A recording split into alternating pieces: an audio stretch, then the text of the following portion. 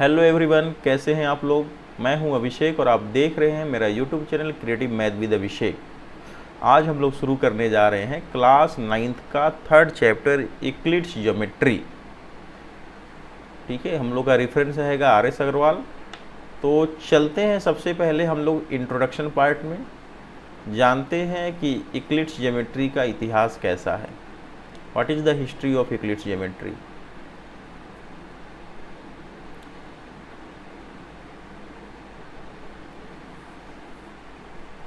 The geometry of the Vedic period 800 BC to 500 BC originated with the construction of altars or Vedis for performing Vedic rites.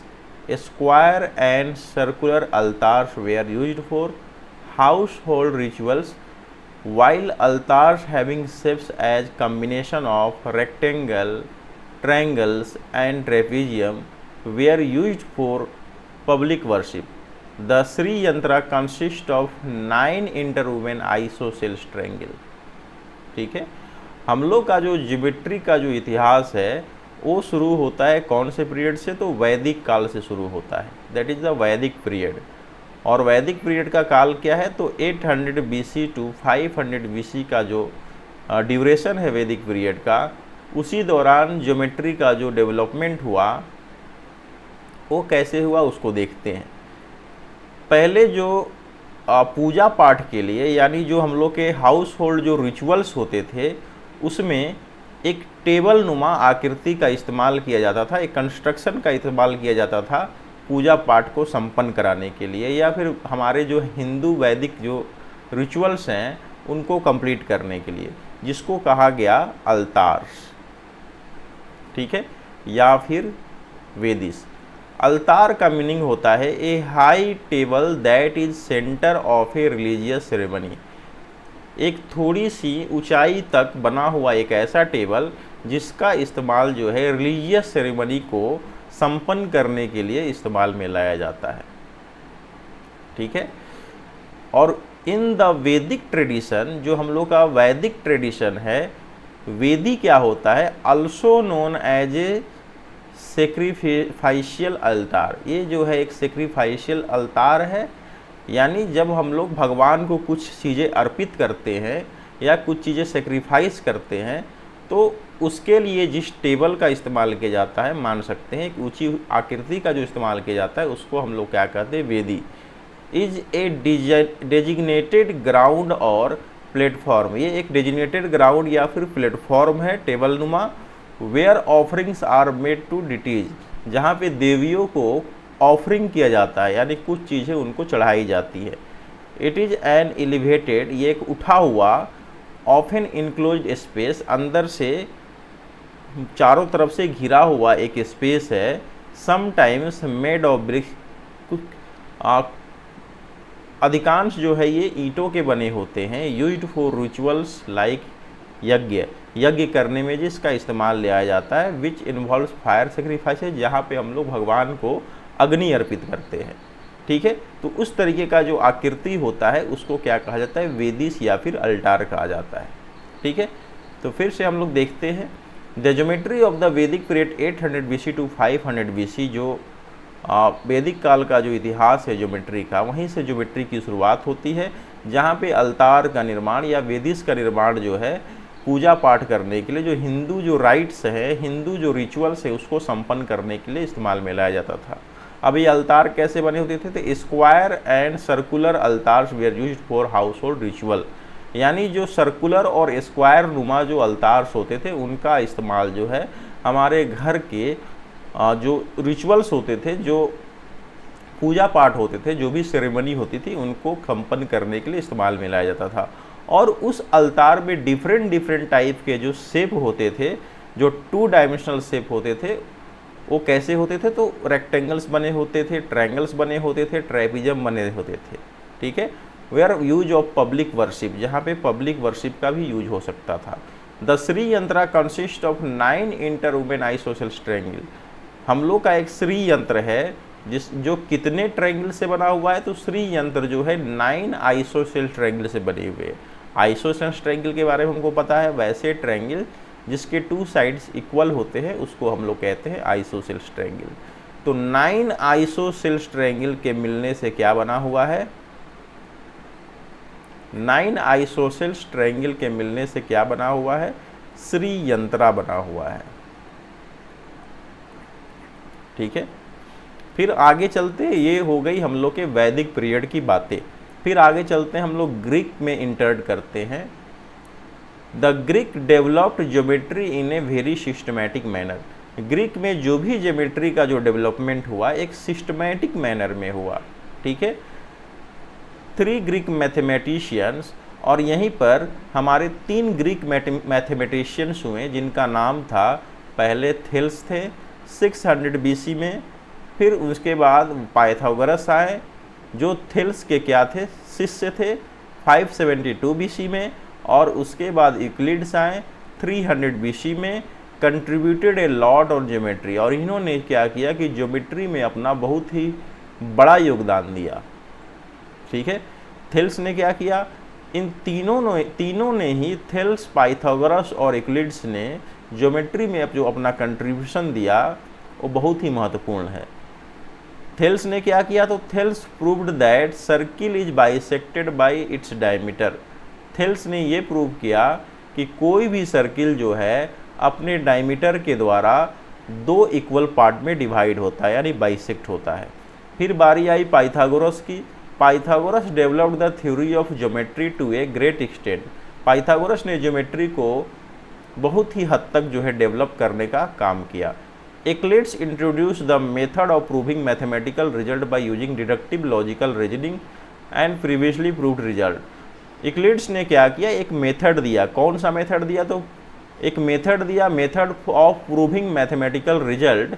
Mathematical result को prove करने के लिए deductive logical reasoning का सहारा लिया। किसका सहारा लिया? Deductive logical reasoning का सहारा लिया, और पहले से जो भी स्टेटमेंट जो हम लोग के प्रूव्ड थे उनका इस्तेमाल किया नए नए चीज़ों को प्रूव करने के लिए, नए नए क्वेश्चन को प्रूव करने के लिए। ठीक है, the geometry of plane figures is known as Euclidean geometry. और जो 2 डायमेंशनल ज्योमेट्री जो हम लोग पढ़ते हैं, प्लेन फिगर में जो ज्योमेट्री हम लोग पढ़ते हैं उसको नाम दिया जाता है यूक्लिडियन ज्योमेट्री का। ठीक है, ये जो ज्योमेट्री हम लोग पढ़ रहे हैं वो कौन सी ज्योमेट्री है? Euclidean geometry. His famous book elements divided into 13 chapters contents wonderful result on geometry. ठीक है, यूक्लिड्स के द्वारा जो लिखा गया जो चैप्टर था, हिज फेमस बुक, उसका नाम क्या था? एलिमेंट्स नाम था। डिवाइडेड इनटू 13 चैप्टर, उसको 13 चैप्टर में डिवाइड किया गया है। Contents wonderful result on geometry, जिसमें ज्योमेट्री के जो सबसे आश्चर्यजनक जो रिजल्ट है उनको उसमें सम्मिलित किया गया है। अब हम लोग ग्रीक से बाहर निकलते हैं। अब आते हैं हम लोग इंदुज वैली सिविलाइजेशन में आते हैं। इंदस वैली सिविलाइजेशन में जब हम लोग प्रवेश करते हैं तो वहाँ पर जो ईंटें बनाए जाते थे उनका साइज था 4x2x1, यानी लेंथ इंटू ब्रेंथ इंटू हाइट जो थी उसकी 4 यूनिट, 2 यूनिट, 1 यूनिट की थी। ठीक है, यहाँ भी ज्योमेट्री का यूज हुआ। उसके बाद 3 इंडियन मैथमेटिशियंस, हमारे जो इंडियन जो मैथमेटिशियंस है उनकी बारी आती है। तो उनमें आर्यभट्ट जो थे, बॉर्न उनका हुआ था, जन्म हुआ था 476 AD में। उसके बाद ब्रह्मपुत्रा 598 AD में, एंड भास्करा 2114 AD में are the main contributors in geometry. ये भारत में ज्योमेट्री में मुख्य कंट्रीब्यूटर माने गए हैं। आर्यभट्ट ने क्या किया? तो Aryabhatta worked out the area of isosceles triangle. Aryabhatta ने क्या निकाला? तो आइसोसेलेस ट्रायंगल का एरिया निकाला। The volume of a pyramid, pyramid का वॉल्यूम कैसे निकालते हैं ये बताया। और approximate value of pi, pi का जो अप्रोक्सीमेट वैल्यू है 22/7 या 3.14, ये बताने का जो काम किया वो किसने किया? आर्यभट्ट ने किया। फिर बारी आती है ब्रह्मगुप्त की। ब्रह्मगुप्त ने क्या डिस्कवर किया? ब्रह्मगुप्त ने एक फॉर्मूला डिस्कवर किया, finding the area of a cyclic quadrilateral. Cyclic quadrilateral का एरिया कैसे निकालते हैं उसका फॉर्मूला किसने दिया? ब्रह्मगुप्त ने दिया। साइक्लिक क्वाड्रिलेटरल क्या होता है? किसी सर्कल के को टच करता हुआ कोई अगर क्वाड्रिलेटरल है तो इसको क्या कहेंगे, साइक्लिक क्वाड्रिलेटरल कहेंगे। साइक्लिक क्वाड्रिलेटरल का जो कॉर्नर है, ठीक है, एज से वो किसको टच कर रहा है, तो सर्किल के वाल को टच कर रहा है। भास्करा 2 ने क्या किया, Bhaskara 2 gave a dissection proof of Pythagoras theorem. अब भास्करा 2 ने क्या प्रूफ किया, पाइथागोरस जो थ्योरम है उसको भी उन्होंने प्रूफ करने का काम किया। ठीक है, अब देख लेते हैं एक बार अल्टार और जो वैदिक हम लोग का जो टेबल था मान सकते हैं, या फिर जो भी हम लोग के अपनी डिटीज को ऑफरिंग करने का जो, उसको देख लेते हैं।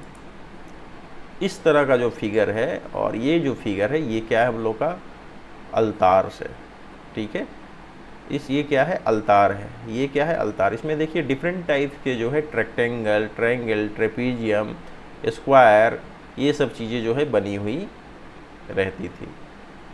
वैदिक काल में इन ऐसे चीज़ों का इस्तेमाल जो है पूजा पाठ के लिए या फिर हिंदू रिचुअल्स या सेरेमनी को कंप्लीट करने के लिए किया जाता था।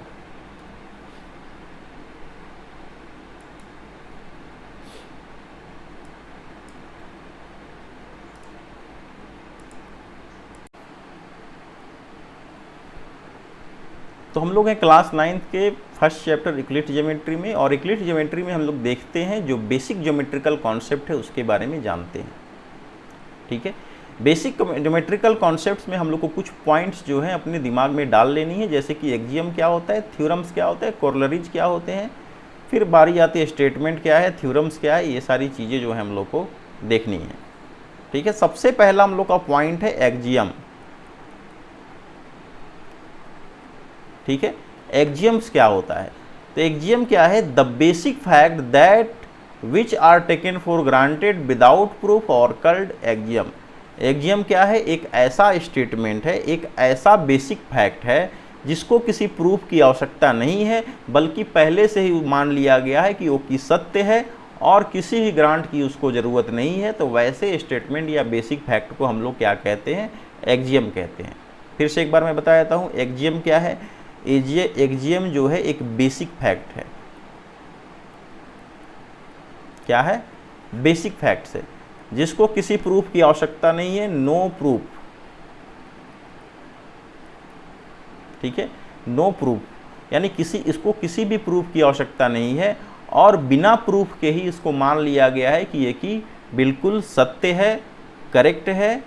ठीक है, और वैसे स्टेटमेंट या बेसिक फैक्ट को हम लोग क्या कहते हैं, एक्जियम कहते हैं। ठीक है, the basic fact which are taken for granted without any proof, यानी वैसा स्टेटमेंट या बेसिक फैक्ट जिसको प्रूफ की आवश्यकता नहीं है और वो बिल्कुल क्या है, करेक्ट है। तो वैसे स्टेटमेंट को हम लोग, फैक्ट्स को हम लोग क्या कहते हैं, एक्जियम्स कहते हैं। ठीक है, अब एक्जियम्स का एग्जाम्पल देख लेते हैं, जैसे कि halves of equals are equal.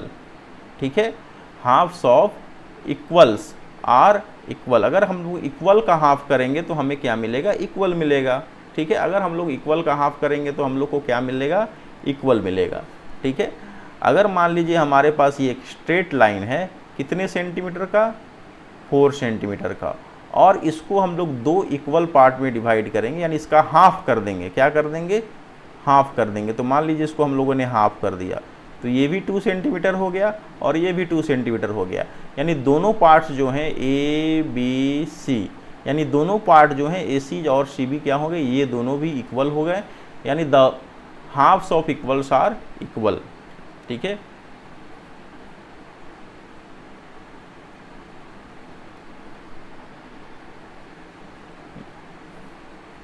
फिर आते हैं the whole is greater than each of its part. कोई होल है जो अपने छोटे छोटे पार्ट से हमेशा क्या होगा, बड़ा होगा। ठीक है, सेकेंड है the whole is greater than each of its parts, यानी एक बड़ा कोई हम लोग, अगर हम लोग सपोज कीजिए लाइन में ही चलते हैं, एक हम लोगों ने बड़ा लाइन खींच लिया, एक लाइन खींच लिया, मान लीजिए इस लाइन का नाम है ए बी, और ये कितने सेंटीमीटर का है, 5 सेंटीमीटर का। ठीक है, और इस लाइन को हम लोगों ने छोटे छोटे लाइंस में डिवाइड कर दिया। मान लीजिए हम लोगों ने AC ले लिया, फिर AD ले लिया, फिर ए एफ ले लिया, यानी हम लोगों ने इसको बहुत सारे छोटे छोटे लाइन में डिवाइड कर दिया। ठीक है, ये मान लीजिए 1 सेंटीमीटर ले लिया, ये 2 सेंटीमीटर ले लिया, ये पूरा जो है हम लोगों ने 4 सेंटीमीटर ले लिया, और ये जो हम लोग का छोटा सा 1 सेंटीमीटर ले लिया। ठीक है, तो हम लोग देखते हैं कि अगर इस बड़े लाइन को हम लोग छोटे छोटे लाइन में डिवाइड करते हैं, मान लीजिए छोटा लाइन हो गया, इससे बड़ा ये हो गया, फिर सबसे बड़ा लाइन इन दोनों से बड़ा ये हो गया, तो इनमें देखते हैं कि इनमें से जो प्रत्येक लाइन है वो जो सबसे बड़ा लाइन ए बी है उन सबसे छोटा है, यानी कह सकते हैं the whole is greater than each of its part. जो होल होता है, जो कंप्लीट लाइन है, वो अपने छोटे छोटे जो लाइन्स खींचे गए हैं उनसे हमेशा क्या होगा, बड़ा होगा।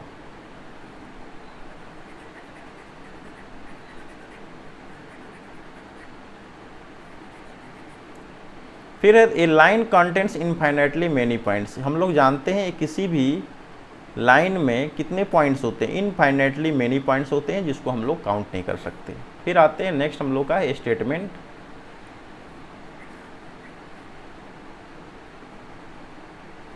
स्टेटमेंट क्या है? A sentence which can be जज टू बी ट्रू और false is called a statement. Statement क्या है? एक ऐसा सेंटेंस है, एक ऐसा वाक्य है जिसको हम लोग जज कर सकते हैं, जिसको हम लोग चेक कर सकते हैं कि वो ट्रू है या फिर फॉल्स है। तो वैसे सेंटेंस को हम लोग क्या कहते हैं? स्टेटमेंट कहते हैं।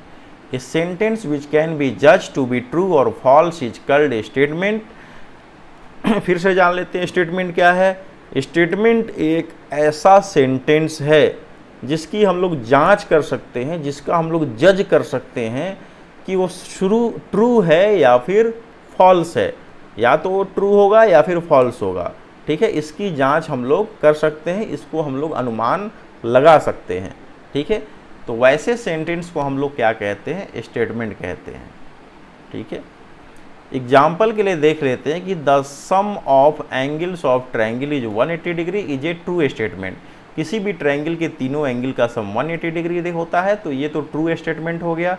The sum of angles of a quadrilateral is 180 degree is a false statement, यानी किसी क्वाड्रिलेटरल के चारों एंगल का सम, क्वाड्रिलेटरल के चारों एंगल का सम जो है 180 डिग्री होता है, ये क्या है? रॉन्ग स्टेटमेंट है, फॉल्स स्टेटमेंट है। x + 10 is greater then 15 is a sentence but not a statement. x + 10 जो है, अब देखिए यहाँ पे ये दोनों तो स्टेटमेंट है, हम लोग को पता चल गया कैसे, क्योंकि ये ट्रू स्टेटमेंट है और ये फॉल्स स्टेटमेंट है। कोई भी स्टेटमेंट या तो ट्रू होगा या तो फॉल्स होगा। ठीक है, कोई भी स्टेटमेंट क्या होगा? या तो ट्रू होगा या तो फॉल्स होगा। A sentence which can be जज एज ए ट्रू और false is called a statement. लेकिन यहाँ जो तीसरा पॉइंट है, पहला पॉइंट ट्रू है, दूसरा पॉइंट फॉल्स है। ठीक है, तो दोनों स्टेटमेंट है, क्योंकि स्टेटमेंट के लिए ज़रूरी है कि उसका ट्रू होना या फिर फॉल्स होना। लेकिन जो थर्ड पॉइंट है, वहाँ हम लोग जज नहीं कर सकते हैं कि x + 10 जो है ग्रेटर देन 15 है या नहीं। कैसे पता लगाएंगे? जब तक हमको x का वैल्यू नहीं मिलेगा, हम लोग पता नहीं लगा सकते हैं कि x + 10 जो है 15 से बड़ा है या फिर छोटा है। तो ये कहना कि x + 10 is greater then 15 is not a statement, ये स्टेटमेंट नहीं है, बल्कि ये सिर्फ एक सेंटेंस है। ठीक है, x + 10 जो है ग्रेटर देन 15 है, तो यहाँ जब तक x का वैल्यू हमको नहीं पता रहे, कैसे पता लगाएंगे x + 10 15 से बड़ा है? दैट मीन्स ये जो है स्टेटमेंट नहीं है, ये सिर्फ सेंटेंस है। ठीक है, स्टेटमेंट के लिए ज़रूरी है उसका ट्रू होना या फिर फॉल्स होना। ना तो हम ये बता सकते हैं कि ये सही है और ना ही ये कह सकते हैं कि ये गलत है, तो ये स्टेटमेंट नहीं है। ठीक है, फिर आते हैं थ्योरम पे।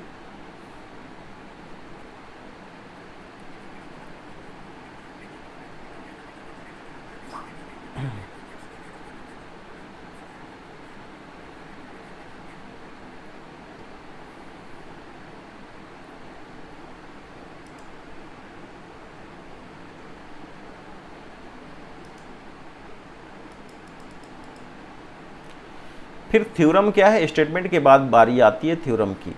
एक ऐसा statement that requires a proof is called A theorem, यानी वैसा स्टेटमेंट जिसको प्रूफ की आवश्यकता है।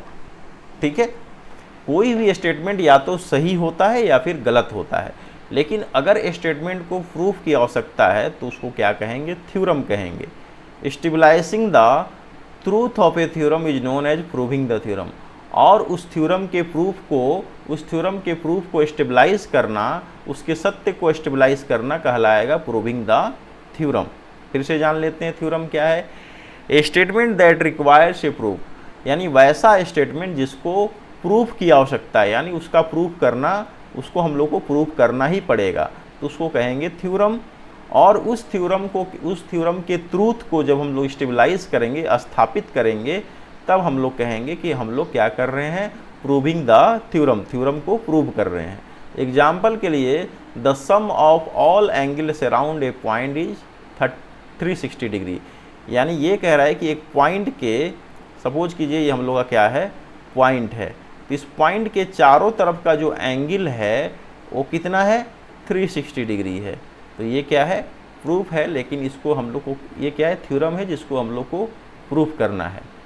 फिर सेकेंड है, the sum of the angles of a triangle is 180 degree. किसी भी ट्रायंगल के तीनों एंगल का सम जो है कितना डिग्री होता है, 180 डिग्री होता है। ये भी क्या हम लोग का थ्योरम है। ये भी क्या है, किसी पॉइंट के अराउंड का जो एंगल है वो कितना है, 360 डिग्री, ये भी थ्योरम है। और किसी ट्रायंगल के तीनों एंगल का सम कितना होता है, 180 डिग्री, ये भी थ्योरम का एग्जाम्पल है। फिर बारी आती है कोरोलरी की। कोरोलरी क्या है, a statement whose truth can easily be deducted from a theorem is called its corollary. हम लोग जब थ्योरम को प्रूव करते हैं तो उस थ्योरम को प्रूव करने के बाद कुछ पॉइंट्स होते हैं, कुछ स्टेटमेंट जो होते हैं उस थ्योरम से हम लोग इजिली निकाल सकते हैं, तो वैसे स्टेटमेंट को क्या कहेंगे, कोरोलरी कहेंगे। ठीक है, क्या कहेंगे, corollary. A statement which truth can easily be deducted from a theorem is called its corollary. यानी किसी थ्योरम से, अगर हम लोग किसी थ्योरम को प्रूफ करने के क्रम में, प्रूफ करने के बाद अगर कोई ट्रू स्टेटमेंट जो है हम लोग उससे निकाल लेते हैं, तो जो स्टेटमेंट होगा वो क्या कहलाएगा, कोरोलरी कहलाएगा।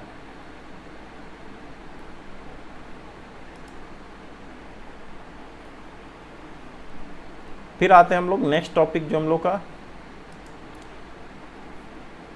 यूक्लिड्स के 5 पोस्टुलेट्स।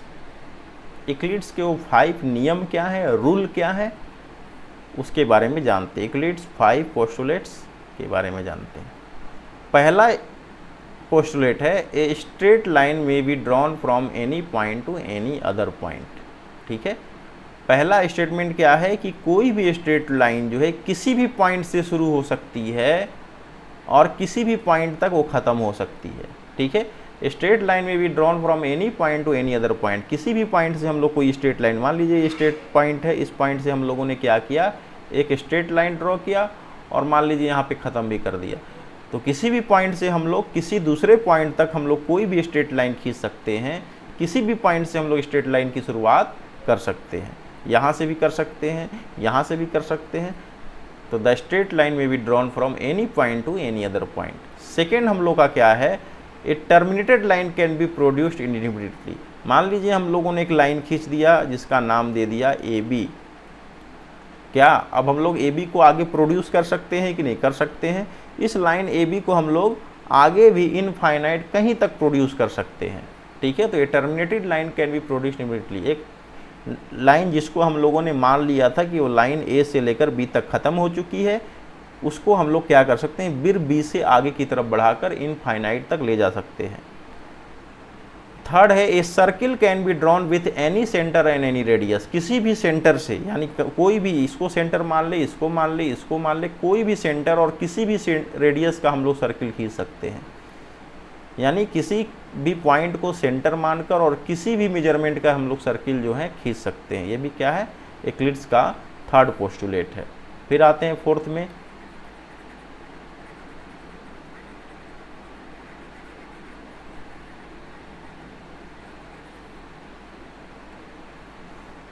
फोर्थ नंबर है, all right angles are equal to each other. जितने भी राइट एंगल्स हैं, यानी जितने भी राइट एंगल का मतलब क्या होता है, 90 डिग्री, ऐसे खींच लीजिए। ठीक है, ऐसे खींच लीजिए, जितने भी राइट एंगल हैं, जो भी 90 डिग्री के एंगल हैं, वो सारे के सारे एक दूसरे के बराबर हैं। लास्ट है, if a straight line falling on two straight line makes the interior angles on the same side of it taken together less than the two right angles, then the two straight lines if produced indefinitely meet on that side on which the angles taken together are less than two right angles। समझने वाली बात है। क्या कह रहा है statement, एक बार फिर से इसको रीड करते हैं। स्टेटमेंट है कि if a straight line falling on two straight lines, यानी दो स्ट्रेट लाइन्स हैं, ठीक है। स्ट्रेट लाइन हम लोग पैरेलल नहीं बनाएंगे, बल्कि ऐसे बनाएंगे कि दोनों, हाँ ऐसे बना लेते हैं हम लोग,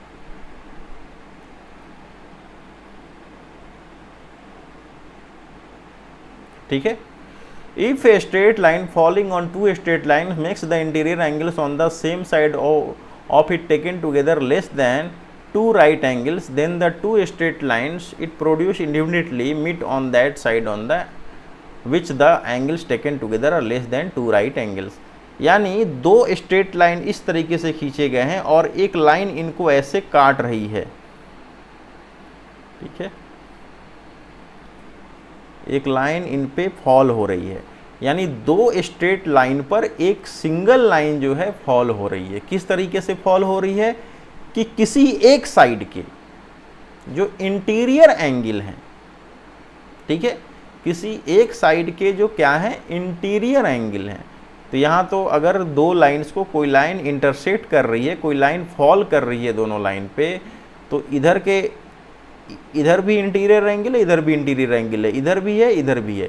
तो किसी एक साइड के, मान लीजिए इधर का, किसी एक साइड के इंटीरियर एंगल का सम, यानी ये मान लीजिए एंगल ए है और ये एंगल बी है, तो किसी एक साइड के एंगल का सम जो है अगर 180 से छोटा है, यानी मान लीजिए इधर दोनों का सम क्या है 180 से छोटा है, 180 से स्मॉलर है, तब उस साइड के जो लाइन है वो आगे बढ़ाए जाने पर एक दूसरे को किसी बिंदु पर जाकर क्या करेंगे, इंटरसेक्ट करेंगे, ठीक है। This is the last and fifth statement of Euclid's 5 postulate. फिर से समझ लेते हैं। वी हैव टू लाइन्स, दो लाइन से हमारे, उन पर कोई एक लाइन फॉल हो रही है, इस तरीके से फॉल हो रही है कि किसी एक साइड के जो इंटीरियर एंगल हैं उन दोनों इंटीरियर एंगल का सम जो है किससे छोटा है, 180 से छोटा है। तो जब 180 से छोटा होगा तो उसी साइड में जब उन दोनों लाइन को प्रोड्यूस करेंगे तो वे दोनों जाकर किसी एक पॉइंट पर एक दूसरे को इंटरसेक्ट करेंगी, ठीक है, ये हो गया। और समझ लीजिए, और वे दोनों एंगल जो हैं अगर 180 के बराबर हो जाते हैं तब तो ये दोनों लाइन एक दूसरे के क्या हो जाएंगे, पैरेलल हो जाएंगे, ठीक है। फिर आगे बढ़ते हैं।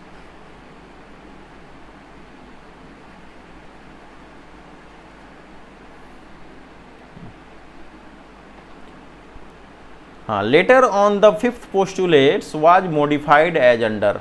और जो लास्ट पोस्टुलेट्स है उसको ऐसे मॉडिफाइड किया गया। For every line L, for every line L and for every point P not lying on L there exist a unique line M passing through P and parallel to L, ठीक है। For every line L, प्रत्येक line L के लिए, and for every point P not lying on L. मान लीजिए L जो है और यहाँ कोई पॉइंट जो है हमारा P है, एक लाइन L है और एक पॉइंट P है। क्लियरली कह रहा है जो P पॉइंट है वो लाइन L पर मौजूद नहीं है। तो there exist a unique line M, एक यूनिक लाइन M है जो P से पास करेगा, ठीक है। एक यूनिक लाइन जो है P से पास करेगा और किसके पैरेलल होगा, M है और ये L है, M जो है पैरेलल होगा L के, ठीक है। ऐसा हो सकता है। Clearly two distinct intersecting lines can not be parallel to same line. और क्लियर है कि अगर दो लाइन पैरेलल हैं तो इंटरसेक्टिंग नहीं होंगे, अगर दो लाइन जो है इंटरसेक्टिंग है तो फिर पैरेलल नहीं होंगे। फिर चलते हैं हम लोग नेक्स्ट टॉपिक में। कुछ महत्वपूर्ण पॉइंट है जिसके बारे में जान लेते हैं। पॉइंट क्या होता है, a point is an exact location, ठीक है। एक पॉइंट है जिसको हम लोग एक एग्जैक्ट लोकेशन मानते हैं, ठीक है।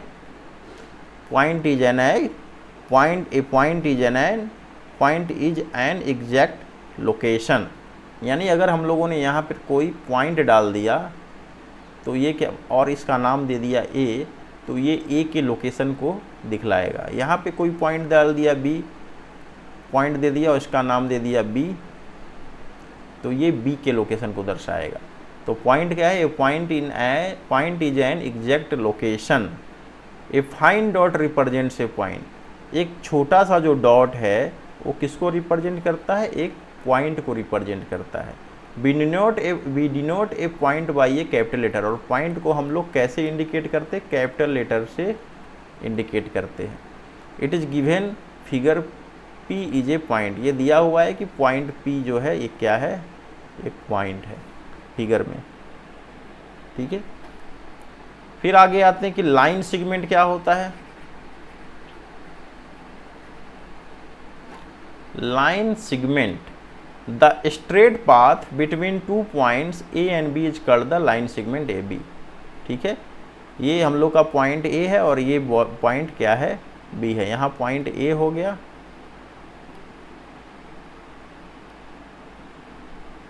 और ये पॉइंट हो गया हम लोग का B, ठीक है।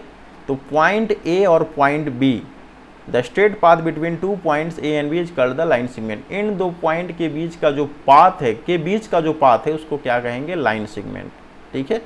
The points A and B are called the end points of the line segment AB, और ये पॉइंट A भी क्या कहलाएगा, इस लाइन का एंड पॉइंट कहलाएगा। A line segment has a definite length, और इस लाइन सेगमेंट का जो लेंथ होगा वो क्या होगा, डिफिनिट होगा। इसको ना तो बढ़ा सकते हैं और ना घटा सकते हैं, ठीक है। तो लाइन सेगमेंट समझ गए क्या होता है। एक लाइन सेगमेंट क्या है, एक स्ट्रेट पाथ है बिटवीन 2 पॉइंट्स, 2 पॉइंट के बीच का जो एक स्ट्रेट पाथ है उसको कहेंगे लाइन सेगमेंट। लाइन सेगमेंट के दोनों पॉइंट जो होते हैं ए और बी, जो दोनों एंड पॉइंट होते हैं वो बिल्कुल फिक्स होते हैं, ना तो उसको हम लोग दोनों साइड में किसी भी साइड में प्रोड्यूस नहीं कर सकते हैं, बल्कि लाइन सेगमेंट का जो लेंथ होता है वो बिल्कुल फिक्स्ड होता है, ठीक है। अगर हम लोग 4 सेंटीमीटर का लाइन सेगमेंट खींचते हैं तो 5 नहीं हो सकता है, वो 4 ही माना जाएगा, उसको हम लोग दोनों तरफ बढ़ा भी नहीं सकते हैं, ठीक है। The distance between 2 points A and B is equal to the length of the line segment AB। और दो लाइन सेगमेंट का लेंथ क्या होता है, तो दोनों पॉइंट के बीच का जो डिस्टेंस होता है उस लाइन सेगमेंट का लेंथ कहलाता है। फिर बारी आती है रे की।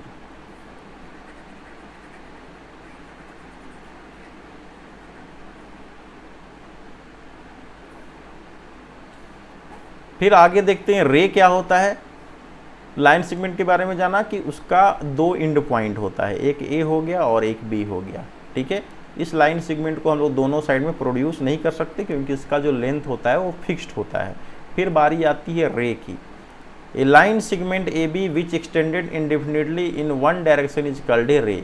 अगर हमारे पास कोई लाइन सेगमेंट है, क्या है, एक लाइन सेगमेंट मान लीजिए हमारे पास है AB, ठीक है। एक लाइन सेगमेंट क्या है हम लोग के पास, AB, ये मान लीजिए हम लोग का लाइन सेगमेंट है AB। तो a line segment AB when extended indefinitely in one direction in the ray AB, यानी इस लाइन सेगमेंट को जब हम लोग एक डायरेक्शन में इनफाइनाइट प्रोड्यूस कर सकते हैं तो क्या कहलाएगा, रे कहलाएगा। और रे कैसा होता है इंडिकेशन, ऐसा होता है। लाइन सेगमेंट में का इंडिकेशन कैसा होता है, लाइन सेगमेंट जो होता है दोनों साइड में एक डॉट देकर लाइन खींचा जाता है, ये लाइन सेगमेंट हो गया। और रे क्या है, जब किसी लाइन सेगमेंट को हम लोग किसी एक डायरेक्शन में इनफाइनाइटली प्रोड्यूस कर सकते हैं तो क्या कहलाएगा, रे। ये है आपका रे। यानी कह सकते हैं कि लाइन सेगमेंट में 2 एंड पॉइंट होते हैं, लाइन सेगमेंट में 2 एंड पॉइंट होते हैं और रे में सिर्फ 1 एंड पॉइंट होता है, और एक पॉइंट जो होता है ओपन होता है लाइन को इनफाइनाइटली प्रोड्यूस करने के लिए, ठीक है। लाइन सेगमेंट और रे के बीच में डिफरेंस जान गए। लाइन सेगमेंट क्या होता है, लाइन सेगमेंट एक फिक्स्ड लेंथ का लाइन होता है जिसको हम लोग दोनों ही साइड में प्रोड्यूस नहीं कर सकते हैं, उसका दोनों साइड जो होता है बिल्कुल फिक्स्ड होता है और उसका लेंथ भी जो होता है फिक्स्ड होता है। रे क्या है, रे का एक साइड फिक्स होता है, ठीक है, एक एज फिक्स होता है और दूसरे को हम लोग क्या कर सकते हैं, इनफाइनाइट तक प्रोड्यूस कर सकते हैं रे में, जैसे कि ये है। AB has 1 end point A line segment का 2 एंड पॉइंट होता है और रे का सिर्फ एक ही एंड पॉइंट होता है, एक ओपन होता है। ए रे हैज नो डिफिनिट लेंथ, इसका कोई डिफिनिट लेंथ नहीं होता है, जबकि लाइन सेगमेंट का डिफिनिट लेंथ होता है। A ray can not be drawn, a ray को हम लोग खींच नहीं सकते हैं। It can apply by represented on the plane of a paper, यानी एक पेपर पे क्या करते हैं, इसको रिप्रेजेंट करने का काम करते हैं। To draw a ray would mean to represent it, किसी भी रे को ड्रॉ करने का मतलब होता है उसको रिप्रेजेंट करने का काम कर रहे हैं, क्योंकि एक रे जो है इनफाइनाइट तक जाती है, तो इनफाइनाइट तक कोई भी लाइन जो एक्चुअल में नहीं खींचा जा सकता। फिर बारी आती है line. A line segment A B when extended indefinitely in both direction is called the line A B, यानी जब किसी लाइन सेगमेंट ए बी को जब दोनों साइड में हम लोग क्या कर सकते हैं, प्रोड्यूस कर सकते हैं इनडिफिनिटली, इनफाइनाइटली, ठीक है, तब उसको हम लोग क्या कहते हैं, तो लाइन कहलाता है। ठीक है, a line has no end point, line का कोई एंड पॉइंट नहीं होता है। Line has no definite length, a line can not be drawn, it can simply be represented on the plane of a paper. एक line को हम लोग draw नहीं कर सकते एक्चुअल में, बल्कि उसको हम लोग पेपर पे क्या करते हैं, रिप्रेजेंट करते हैं। ठीक है, लाइन को हम लोग स्मॉल लेटर एलिमेंट से रिप्रेजेंट करते हैं। अब आते हैं हम लोग तीनों के बीच में डिफरेंस जान लेते हैं। सॉरी, पहला हम लोग चलते हैं लाइन सेगमेंट, सेकेंड है हम लोग का रे, और थर्ड है लाइन। तो लाइन सेगमेंट के 2 एंड पॉइंट होते हैं। लाइन सेगमेंट के कितने एंड पॉइंट होते हैं, तो लाइन सेगमेंट के 2 एंड पॉइंट होते हैं, एक हो गया ए और एक हो गया बी। ठीक है, 2 एंड पॉइंट, इसका एंड पॉइंट्स क्या है, ए और बी है। इसका लेंथ क्या होता है, तो लेंथ जो होता है वो फिक्स्ड होता है। ठीक है, लाइन सेगमेंट के बारे में जान गए। लाइन सेगमेंट के 2 एंड पॉइंट्स होते हैं। लाइन सेगमेंट का लेंथ क्या होता है, फिक्स्ड होता है। लाइन सेगमेंट को हम लोग दोनों ही डायरेक्शन में इनफाइनाइटली प्रोड्यूस नहीं कर सकते हैं। फिर बारी आती है रे की। तो रे का एक पॉइंट फिक्स होता है और एक पॉइंट जो है इनफाइनाइटली किसी भी डायरेक्शन में जा सकता है। ठीक है, लाइन में कितने एंड पॉइंट होते हैं, तो 1 एंड पॉइंट होते हैं। लाइन में कितने एंड पॉइंट है, 1 पॉइंट। वो एंड पॉइंट क्या है, तो ए है आपका। इसको क्या कर सकते हैं, produce in 1 direction, produce in 1 direction indefinitely, एक डायरेक्शन में हम लोग इनफिनिटली इसको प्रोड्यूस कर सकते हैं। फिर बारी आती है लाइन की। तो लाइन का कोई भी एंड पॉइंट नहीं होता है। लाइन में नो एंड पॉइंट, इसका कोई भी एंड पॉइंट नहीं हो सकता है, नहीं होता है, और इसको हम लोग क्या कर सकते हैं, produce in both the direction, यानी इसको हम लोग दोनों ही डायरेक्शन में इनडेफिनिटली जो है प्रोड्यूस कर सकते हैं। ठीक है, जान गए लाइन सेगमेंट, रे और लाइन में क्या अंतर है। Line segment 2 end points, fixed length और can not be produce in both the direction. Ray 1 end point can be produce in 1 direction indefinitely. Line no end point can be produce in both direction indefinitely. ठीक है, ये हो गया।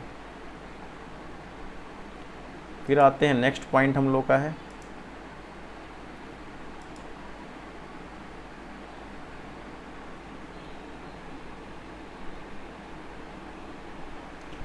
फिर हम लोग का इंसिडेंस एक्जियम ऑन लाइंस। ठीक है, लाइंस के क्या क्या एक्जियम्स होते हैं उसके बारे में देख लेते हैं। A line contents indefinitely infinitely many points, किसी भी लाइन में कितने पॉइंट्स हो सकते हैं, मेनी पॉइंट्स हो सकते हैं, dot dot dot dot dot dot ऐसे इनफाइनाइटली मेनी पॉइंट्स हो सकते हैं। किसी भी लाइन में इनफाइनाइटली मेनी पॉइंट्स हो सकते हैं। कोई भी लाइन जो है मेनी पॉइंट्स इनफाइनाइटली पॉइंट से मिलकर बना होता है। पहला स्टेटमेंट भी आपका यही है।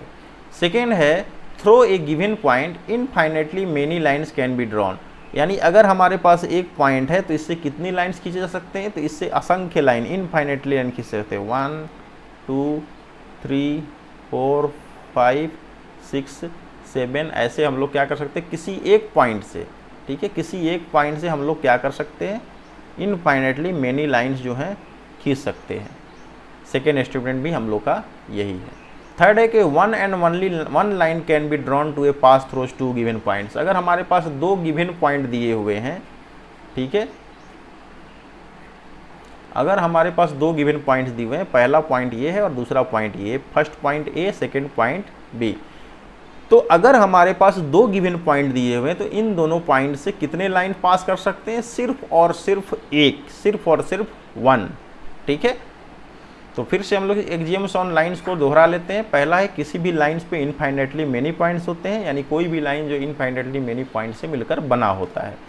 ठीक है, थ्रोज ए गिवन पॉइंट, किसी एक पॉइंट से हम लोग इनफाइनाइट मेनी लाइंस जो है ड्रॉ कर सकते हैं। एक पॉइंट से बहुत सारी लाइंस जो है ड्रॉ कर सकते हैं, एग्जाम्पल भी देख चुके हैं। वन एंड ओनली लाइन, यहाँ पे देख सकते हैं एक पॉइंट से कितनी सारी लाइंस जा सकती हैं, इनफाइनेटली लाइंस जो हैं जा सकती हैं, काउंट करना पॉसिबल नहीं है। और किसी दो पॉइंट से कितनी लाइन गुजरेंगी, तो किसी दो पॉइंट से सिर्फ एक ही लाइन पास करेगी, one and only one. This is the three statement. फिर आगे आते हैं कोलिनियर पॉइंट्स क्या होता है।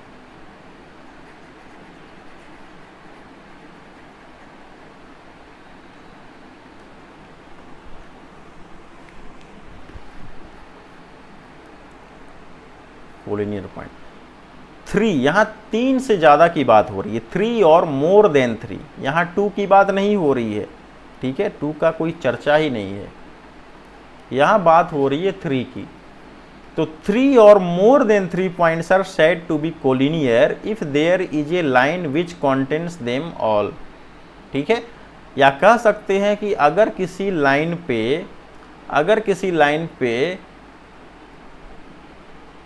तीन या तीन से अधिक पॉइंट जो हैं मौजूद हैं, A B C D E, यानी हम लोग देख रहे हैं कि इस लाइन पे कितने पॉइंट्स है, 1 2 3 4 5 पॉइंट्स हैं, तो ये पॉइंट्स जो क्या कहलाएंगे, कोलिनियर पॉइंट कहलाएंगे। कोलिनियर पॉइंट्स कहलाएंगे। क्यों? अगर किसी लाइन पे 3 या 3 से ज़्यादा पॉइंट्स मौजूद हैं तो वे सारे के सारे पॉइंट क्या कहलाएंगे, कोलिनियर पॉइंट कहलाएंगे। क्या कहलाएंगे, कोलिनियर। यहाँ एक ही स्ट्रेट लाइन पर कितने पॉइंट्स हैं, 1 2 3, that means all 3 points are collinear point, यानी एक ही रेखा में मौजूद हैं, एक ही लाइन में मौजूद हैं। यानी कि किसी भी लाइन पर अगर 3 या 3 से ज़्यादा, 5 हो सकते हैं, 6 हो सकते हैं, 7 हो सकते हैं, यानी कितने भी पॉइंट्स अगर किसी एक ही सीधी रेखा में मौजूद हों तो वे सारे के सारे पॉइंट क्या कहलाएंगे, कोलिनियर पॉइंट्स कहलाएंगे। ठीक है, फिर आते हैं हम लोग इंटरसेक्टिंग लाइंस।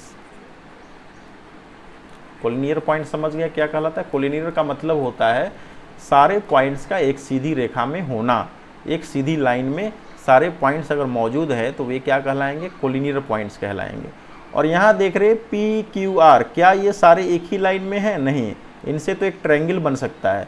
यानी जब किसी 3 पॉइंट से एक ट्रायंगल का निर्माण हो सकता है, मतलब कि वो क्या है, कोलिनियर पॉइंट्स नहीं है। ठीक है, वे कोलिनियर पॉइंट्स नहीं है, लेकिन वे सारे 3 पॉइंट्स अगर एक सीधी रेखा में हैं तो क्या कहलाएंगे, कोलिनियर पॉइंट्स कहलाएंगे। कोलिनियर पॉइंट से कभी भी ट्रायंगल का निर्माण नहीं हो सकता है, क्योंकि जब तीनों पॉइंट्स एक ही सीधी रेखा में हैं तो उनसे हम लोग कोई ट्रायंगल नहीं बना सकते हैं। ठीक है, और कोलिनियर पॉइंट से बने हुए ट्रायंगल का एरिया कितना होगा, 0 होगा। फिर आते हैं इंटरसेक्टिंग लाइन पे। इंटरसेक्टिंग लाइंस में हम लोग 2 लाइंस की बात करते हैं। क्या करते हैं, 2 लाइंस की बात करते हैं।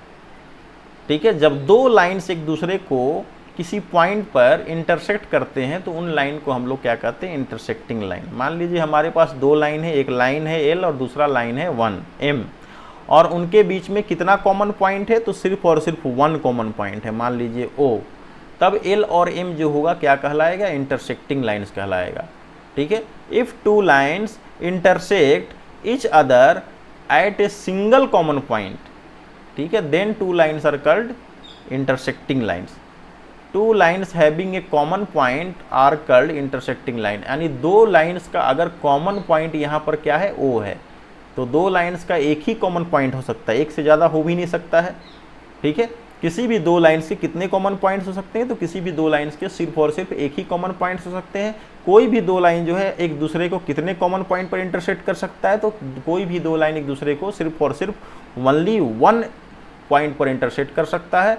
तो इस तरीके से दो लाइंस को हम लोग क्या कहेंगे, इंटरसेक्टिंग लाइंस कहेंगे।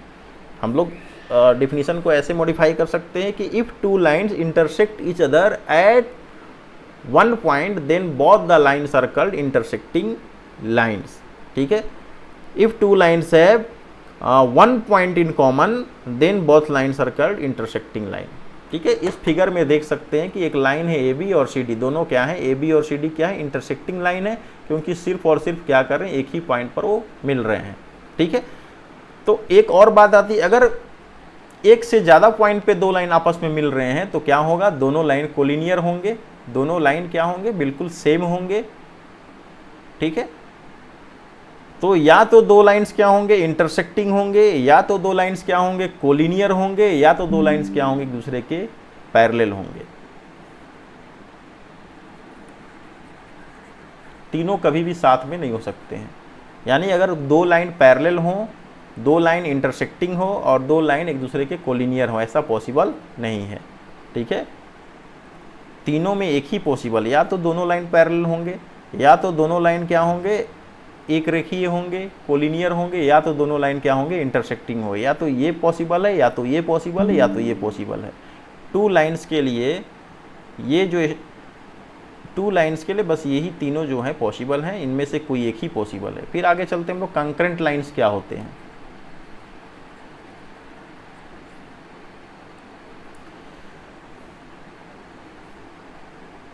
कॉन्करेंट लाइन, यहाँ पे हम लोग बात कर रहे थे टू लाइंस की। जब टू लाइंस एक दूसरे का कॉमन पॉइंट सेम होता है तब उसको कहते हैं इंटरसेक्टिंग लाइन। यहाँ पे हम लोगों ने बात किया कि जब दो लाइंस का कॉमन पॉइंट सेम हो, जब दो लाइंस एक दूसरे को ओनली वन पॉइंट पर इंटरसेक्ट करे तो उसको कहेंगे इंटरसेक्टिंग लाइन। लेकिन जब कॉन्करेंट लाइन की बात हो रही है तो यहाँ स्टार्ट होगा 3 और मोर देन 3। ठीक है, 3 या 3 से ज़्यादा लाइंस, यानी मोर देन 3 लाइंस, मोर देन 3 और 3 लाइंस, ठीक है, इक्वल टू 3 और मोर देन 3 लाइंस जब एक दूसरे को इंटरसेक्ट करेंगे तो हम लोग क्या कहेंगे, दे आर कंकरेंट लाइंस हैं। क्या है, कंकरेंट लाइंस है। 3 और more line intersecting at the same point are said to be concurrent. जब दो लाइन इंटरसेक्ट करेंगे तो इंटरसेक्टिंग लाइन, और जब 3 या 3 से ज़्यादा लाइन, अगर 3 और मोर, 3 और 3 से ज़्यादा लाइन दूसरे को इंटरसेक्ट करेंगे तो उनको क्या कहेंगे, कंकरेंट लाइंस कहेंगे। यहाँ पर देख रहे हैं लाइन एल एम एन, यहाँ पर कितनी लाइन है, लाइन 1, लाइन 2, लाइन 3, ये 3 लाइन्स जो एक दूसरे को एक कॉमन पॉइंट पर पी पर इंटरसेक्ट कर रहे हैं। मतलब ये 3 लाइन्स क्या है, कॉन्करेंट लाइन्स है। ये 4 भी हो सकते हैं, सपोज कीजिए ये, सॉरी ये हो गया हम लोग का, फिर ये हो गया। इस तरीके से देख रहे हैं एल एम एन ओ, यहाँ कितने लाइन एक दूसरे को इंटरसेक्ट कर रहे हैं, तो 4 लाइन एक दूसरे को कॉमन पॉइंट पर इंटरसेक्ट कर रहे हैं। मान लीजिए कॉमन पॉइंट पी है। ठीक है, तो ये 4 लाइंस क्या है, कंकरेंट लाइन्स है। ठीक है, तो इंटरसेक्टिंग लाइन का मतलब क्या होता है, when two line intersect at one common point then they both lines are called intersecting line. और कंकरेंट लाइन क्या होता है, जब 3 और more than 3 lines are intersecting each other at common point at one point then 3 lines और more than 3 lines are called concurrent line. तो concurrent और intersecting में यही अंतर है। कंकरेंट का मतलब 3 या 3 से ज़्यादा लाइन इंटरसेक्ट कर रहा है, और इंटरसेक्टिंग लाइन का मतलब 2 लाइन इंटरसेक्ट कर रहा है। तो इंटरसेक्टिंग और कंकरेंट में हम लोग क्या डिफरेंस है जानेंगे। फिर आते हैं प्लेन। प्लेन क्या होता है देखते हैं। फिर आती है बारी प्लेन की। प्लेन क्या है, a plane is a surface such that every point of the line joining any 2 points on it lies on it। यानी एक प्लेन जो है सरफेस है। मान लीजिए ये हम लोग का जो व्हाइट बोर्ड है एक सरफेस है, और इस सरफेस पर अगर बहुत सारे पॉइंट दिए हुए हैं तो इन पॉइंट को अगर हम लोग ज्वाइन कर सकते हैं तो मतलब ये हम लोग का क्या है, एक प्लेन है। ठीक है, a plane is a surface such that every point of the line joining any 2 points on it lies on it. समझ गए प्लेन्स क्या है। सपोज कीजिए प्लेन एक सरफेस का नाम है, क्या है, प्लेन एक सरफेस है। मान लीजिए ये हम लोग का जो वाइट बोर्ड है जिस पे मैं अभी राइट कर रहा हूँ, ये क्या है, हम लोग का एक सरफेस है, ठीक है। और इस सरफेस पे बहुत सारे पॉइंट दिए हुए, मान लीजिए इनफाइनाइट मेनी पॉइंट दिए हुए हैं, और इन सारे पॉइंट्स को से हम लोग क्या कर सकते हैं, लाइन जो है अलग अलग किसी भी दो पॉइंट्स को हम लोग क्या कर सकते हैं, यहाँ ऐड कर सकते हैं। तो किसी भी दो पॉइंट्स को जब ऐड कर सकते हैं तो ये तभी संभव है जब ये एक क्या है, प्लेन है, ठीक है। जब ये एक प्लेन है तभी हम लोग इस पर दिए हुए किसी भी दो पॉइंट को हम लोग क्या कर सकते हैं, उससे एक लाइन खींच सकते हैं, उन दो पॉइंट को ज्वाइन कर सकते हैं। तो उस तरीके का जो सरफेस है वो क्या कहलाएगा, तो उस तरीके का सरफेस जो है आपका प्लेन कहलाएगा, ठीक है। The surface of a smooth wall, smooth wall का सरफेस हो गया। The surface of top of the table, table के टॉप का सरफेस हो गया। The surface of a smooth black board, black board का स्मूथ सरफेस हो गया। Surface of a sheet of paper, paper के सीट का सरफेस हो गया। Are close example of a plane, ये एग्जाम्पल हैं किसके, प्लेन के नियरेस्ट एग्जाम्पल हैं। This surface are limited in extent but the geometrical plane extends indefinitely in all direction. और जो भी एग्जाम्पल हम लोगों ने यहाँ पे देखा है वे सारे के सारे क्या हैं, लिमिटेड हैं, उनमें स्पेस जो है लिमिटेड होता है। लेकिन जिस ज्योमेट्रिकल प्लेन की हम लोग बात कर रहे हैं उसमें प्लेन्स का जो रेंज होता है, प्लेन्स का जो स्पेस होता है वो अनलिमिटेड होता है, एंडलेस होता है, ठीक है, और डायरेक्शन लेस होता है। किसी भी डायरेक्शन में वो प्लेन जो है इनफाइनाइटली तक जा सकता है। अब बारी आती है पैरेलल लाइंस की। पैरेलल लाइंस किसको कहते हैं,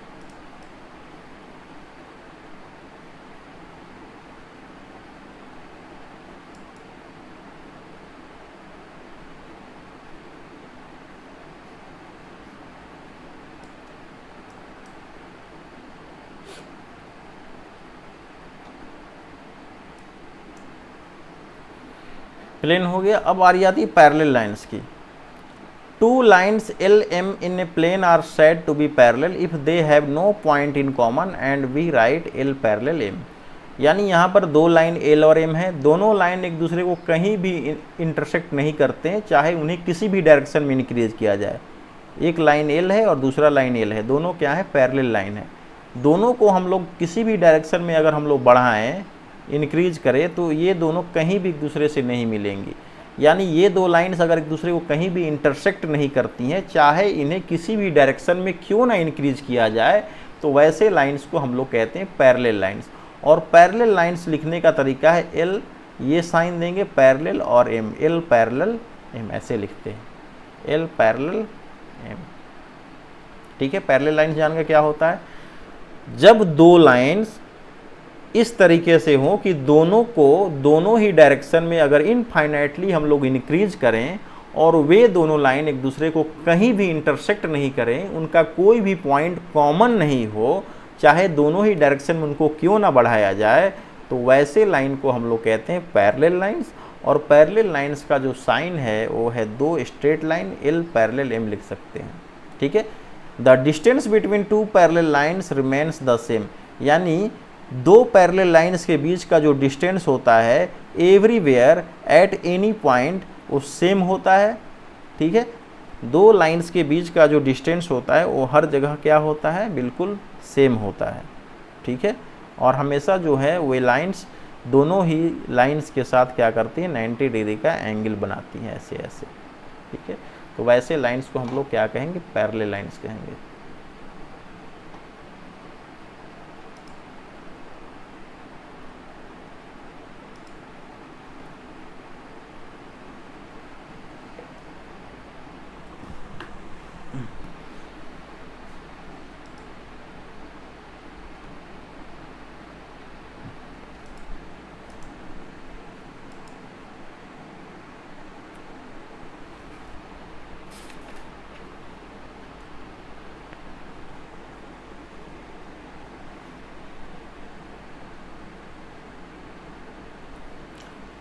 फिर आते हैं हम लोग थ्योरम 1 है, प्रूव करना है to distinct lines can not have more than one point in common.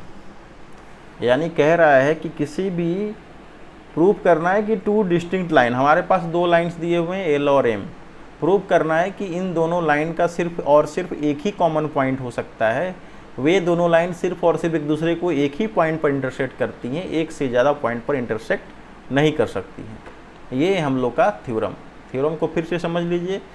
Theorem है कि to distinct lines can not have more than one point in common, यानी इन दोनों लाइन का सिर्फ और सिर्फ एक ही कॉमन पॉइंट हो सकता है।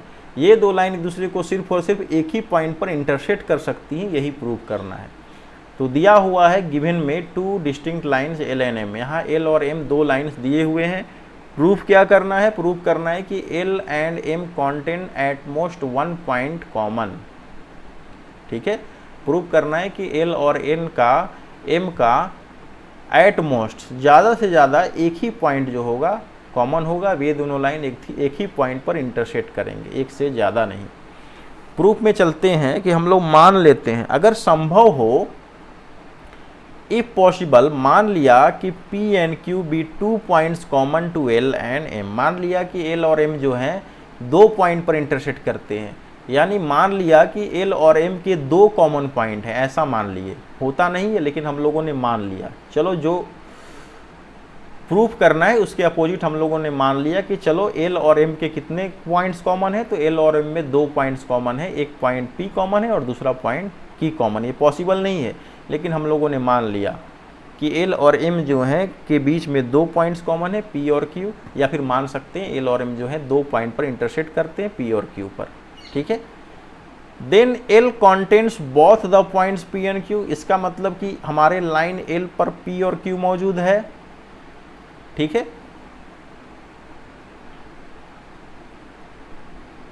And M contents both the points P and Q, और लाइन P पर भी दोनों पॉइंट्स P और Q मौजूद है। ठीक है, अगर हम लोगों ने मान लिया कि L और M जो है दो पॉइंट पर एक दूसरे से मिलते हैं, तो L पर भी दोनों पॉइंट होंगे और M पर भी दोनों पॉइंट्स होंगे। But there is one and only line passing through two distinct point, और हम लोग जानते हैं कि किसी भी दो पॉइंट से सिर्फ और सिर्फ एक ही लाइन पास कर सकता है, दो लाइन पास नहीं कर सकते। इसका मतलब ये हुआ कि दोनों लाइन जो है एक दूसरे के इक्वल हैं, दोनों लाइन एक दूसरे के क्या है? इक्वल हैं। This contradicts the hypothesis that L M are distinct, यानी ये कंट्राडिक्ट करता है इस हाइपोथेसिस को कि एल और एम क्या है? डिस्टिंक्ट पॉइंट है, अलग अलग पॉइंट है। दस आवर सपोजिशन इज रॉन्ग, यानी हम लोग का मानना ही गलत है। Hence two distinct lines can not have more than one point in common. इसका मतलब हुआ कि दो लाइन्स के सिर्फ और सिर्फ एक ही पॉइंट कॉमन हो सकते हैं, एक से ज़्यादा नहीं।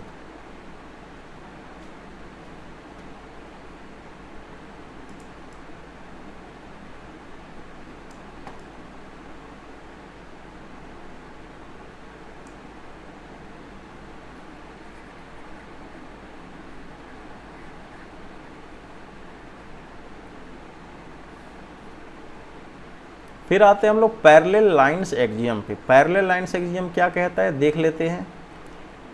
If P is a point outside A given line L, मान लिया कि हम लोग का जो P पॉइंट है वो क्या है? लाइन L के आउटसाइड में है। मान लीजिए हम लोगों ने यहाँ एक लाइन खींचा L और इसके साइड में आउटसाइड में एक पॉइंट दे दिया P को थोड़ा ऊपर लिख लेते हैं, ये हो गया P। क्या है एक्सियम? कि एक लाइन L है और जिसके किसी एक साइड में हम लोग के पास एक पॉइंट P है। ठीक है, then one and only one line can be drawn to pass through P and parallel to L। तब इस पॉइंट P से सिर्फ और सिर्फ एक ही लाइन खींच सकते हैं जो कि लाइन L के पैरेलल हो। ठीक है, मान लीजिए M लाइन खींचा, तो इस पॉइंट P से सिर्फ और सिर्फ एक ही लाइन हम लोग खींच सकते हैं जो कि लाइन L के क्या होगा? पैरेलल होगा। दो लाइन नहीं खींच सकते हैं, थ्री लाइन नहीं खींच सकते हैं, बहुत सारी लाइन खींच सकते हैं, लेकिन L के पैरेलल सिर्फ और सिर्फ एक ही लाइन खींच सकते हैं। ठीक है, that two intersecting line can not be both parallel to the same line. फिर क्या कह रहा है कि वी कैन से दैट, हम लोग कह सकते हैं कि दो इंटरसेक्टिंग लाइन्स है can not be parallel to the same line. ठीक है, दो इंटरसेक्टिंग लाइन जो है कभी भी एक सिंगल लाइन के पैरेलल नहीं हो सकते। मान लीजिए हम लोग के पास दो इंटरसेक्टिंग लाइन्स है।